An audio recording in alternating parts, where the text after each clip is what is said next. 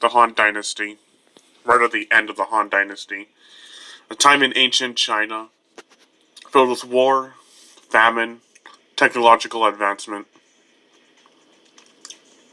war, even more war, death. That comes with war. Weapons, men poking each other with their sticks, men polishing each other's swords, and a video game made by your sworn enemy in history. This is Dynasty Warriors and the Han Dynasty. We're gonna be looking at how the Japanese company Tecmo Koei has represented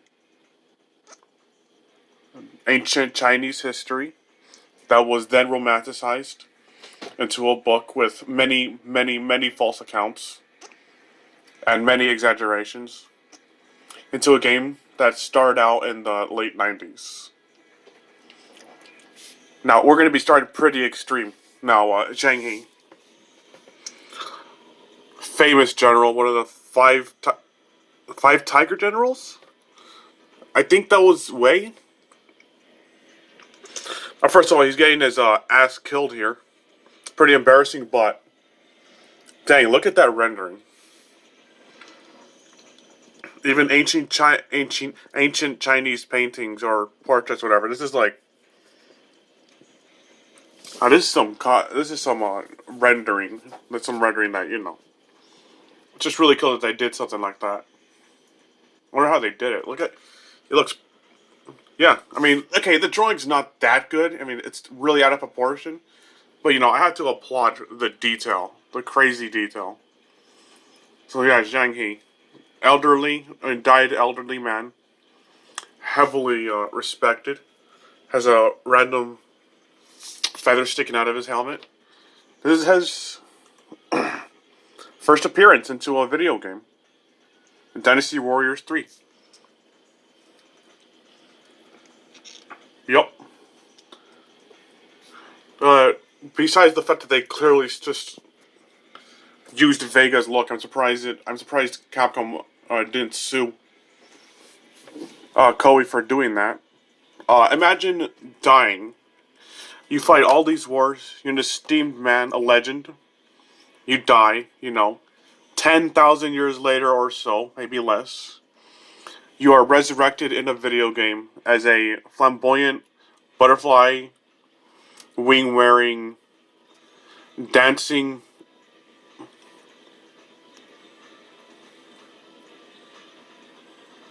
blatantly homosexual, even though you weren't homosexual, according to history. Man,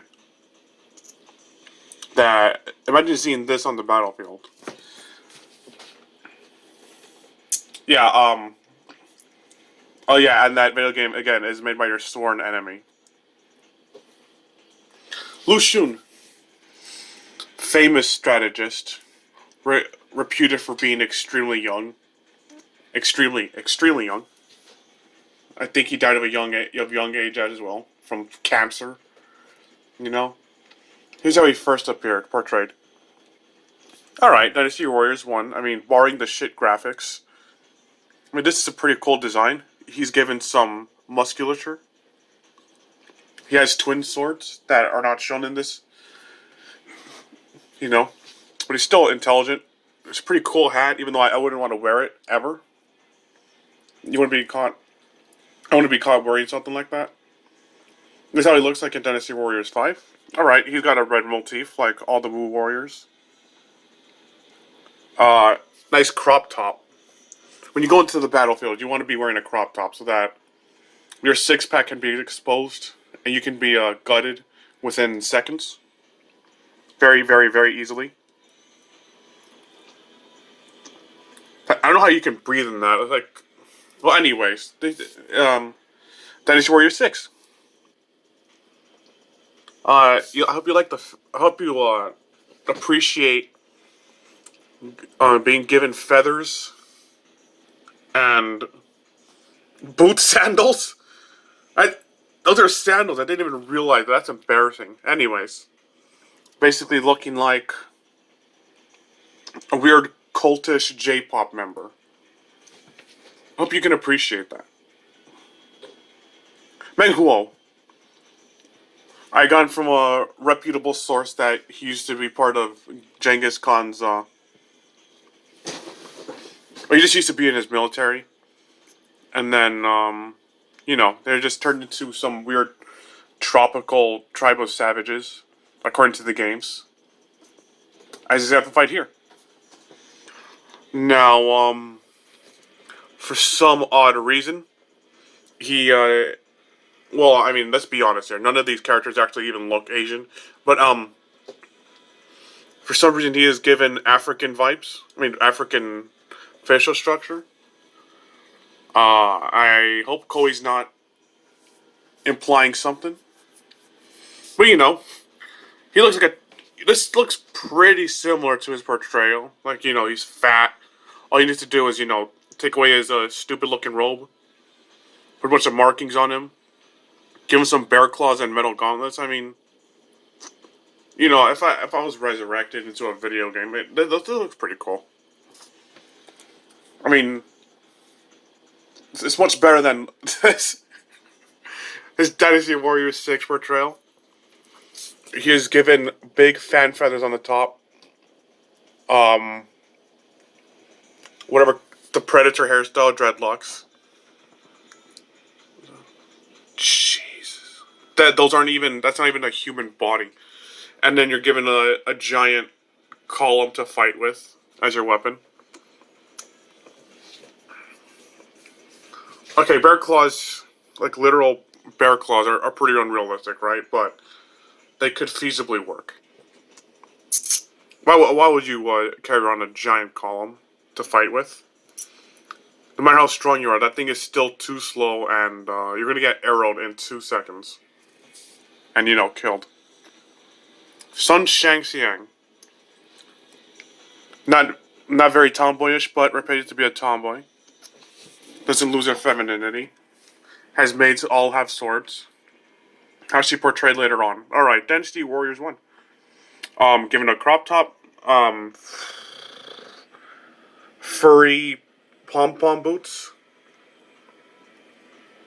weird random sleeves. Yeah, this strikes fear into the hearts of her enemies. Some pop 80s girl. Now, at least he has a sword. Now here's her Dynasty Warriors 5 portrayal. Given a chakram. That's not the most realistic depiction of a chakram, but I'd say it's actually an improvement. Considering me, that's surprising, but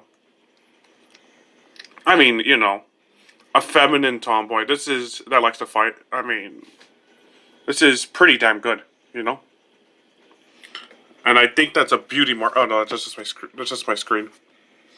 But still, great portrayal. Dynasty Warrior 6. Throw all that tomboyish away, all that tomboy, energy away. Make her into some frog princess. Give her wedge sandals, random useless stockings that don't warm your legs. Give her a random bow. And, yeah. Make her look even more girly than the rest of the girly fighters. The female fighters. Now, I could talk a lot about these, but I mean, she was the only one of the female fighters in the actual game to may have actually been in the battlefield in actual history. So I can't really say much about their costumes because they shouldn't even be on the battlefield anyway, according to the history. Zhou Yu, cool guy, love his sword, love his shamshir. Looks like a teacher. Looked very creepy sometimes, especially in the first game. Here's his wife, Xiao Qiao. Here's his wife in Dynasty Warriors 3, 4, 5, 7, thinking 6, 7, and, 8 and 9, she looks basically the same. Yeah. Husband, wife. Not teacher, student, not tutor. And girl struggling to enter high school. Yeah, someone called the Chinese police on this guy. Gan Ning, pirate. Now this doesn't really give me much of an indication that he's a pirate, but let's see if Koei can fix what the Chinese comic book artists back then couldn't Couldn't do. Alright, well, yeah, that's a pirate. He has bells, you know, gonging of the bells. Has a big ass sword. Scimitar. Yeah, this is pretty cool. But sword is longer than he is. Well, anyways. Yeah, he has tattoos all over. I mean, this isn't really realistic at all in terms of battlefield, but, you know. You're under the sun all day, you're a pirate, you know? Okay, now Dynasty Warrior 6, he's given, Super Saiyan 2 hairdo. Stupid feathers. A cuirass that wouldn't have been able to have been created back then. His bells have gotten a little bigger. He's given 2 dinky knights. Yeah, this screams pirate. This does not scream Chinese pretend punk artist. Look, you can see his one earring. Because pirates wear one earring, right? Sailor. Alright, let's see him in Dynasty Warrior 7.